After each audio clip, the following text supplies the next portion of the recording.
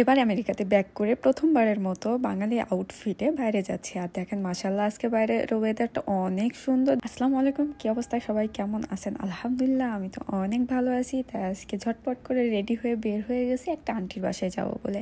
আর আন্টির বাসায় আজকে ছিল আমাদের দাওয়াত। সো দাওয়াত খেতে যাওয়ার জন্য বের হয়ে গেছি। আর এই যে দেখেন বর্তমান আমাদের লিফটের অবস্থা। আর এটা হচ্ছে আমাদের বাসার সামনে একটা ফুল গাছ, যে ফুল গাছটাই সিজন শেষে ফুল ধরে এবং দেখতে মাশাআল্লাহ অনেক কিউট লাগে।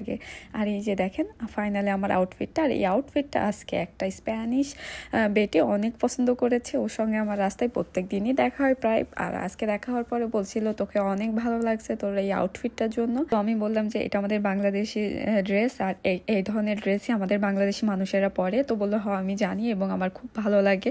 তো আমি বললাম তুই টেনশন করিস না, নেক্সট টাইম আমি যখন দেশে যাব তখন তোর জন্য নিয়ে আসবো। এমনিতে ওর সঙ্গে আমার খুব ভালো সম্পর্ক, আর ও হচ্ছে অনেক ভালো মনের একজন মানুষ। তো গল্প করতে করতে দেখেন আমাদের বাস চলে আসছে। আমি অলমোস্ট 12 মিনিট দাঁড়াইছিলাম বাসটার জন্য। যাই হোক ফাইনালি বাসটা পেয়ে গেছে। আর বাসে গেলে আমার জন্য ইজি হয়, আর হেঁটে যদি যাই অলমোস্ট আধা ঘন্টা লেগে যায়। তো আধা ঘন্টা হাঁটার থেকে 10 মিনিট দাঁড়ায় বাসে যাওয়া অনেক শান্তি, আমি অ্যাটলিস্ট মনে করি। তো দেখেন আমি পৌঁছে গেছি।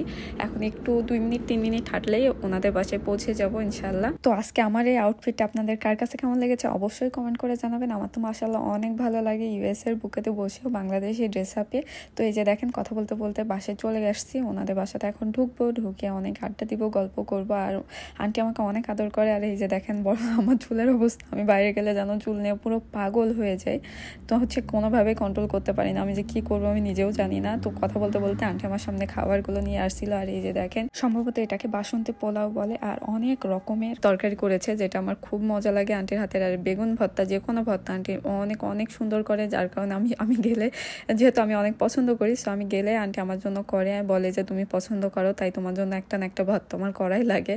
তো থ্যাংক ইউ আন্টি, আপনার রান্নাগুলো অনেক মজা হয় এবং আমি মজা করে খেয়েছি। আর আন্টি কালিজিরার ভর্তা করেছিল, যেটা আমি প্রথমবারের মতো ট্রাই করেছি, অনেক মজা ছিল আন্টি, বিলিভ মি আমি প্রথমবার খেয়েছি বাট আমার সত্যি অনেক ভালো লেগেছে। আর আমি দেখেন সব রকম খাবারগুলো হচ্ছে অল্প অল্প করে নিয়ে প্লেটে সাজায় নিয়ে চেষ্টা করছিলাম, কারণ আমার হচ্ছে অনেক রকম তরকারি হলে প্লেটে সাজায় নিয়ে মজা করে খেতে বেশ ভালোই লাগে। তো যাই হোক আমার যেভাবে ভালো লাগে আমি সেভাবেই তো খাবো, এটাই স্বাভাবিক তাই না?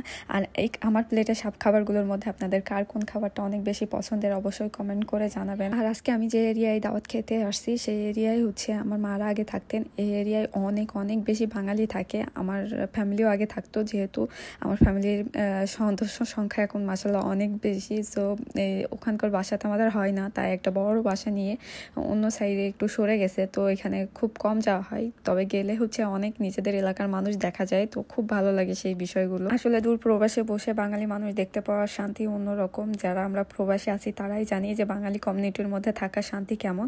তো এখানে আমি একটা ছোট্ট মিনি ল্যাপটপ দেখাচ্ছিলাম, এটা খেলনা ল্যাপটপ, বাট দেখে এত ভালো লাগছিল। তো ফাইনালি আমি একটাই বলবো যে আমার ভিডিও যদি ভালো লাগে অবশ্যই আপনারা লাইক এবং শেয়ার করতে ভুলবেন না। আর আজকের মতো বিদায় নিচ্ছি, আল্লাহ হাফেজ, বাই বাই।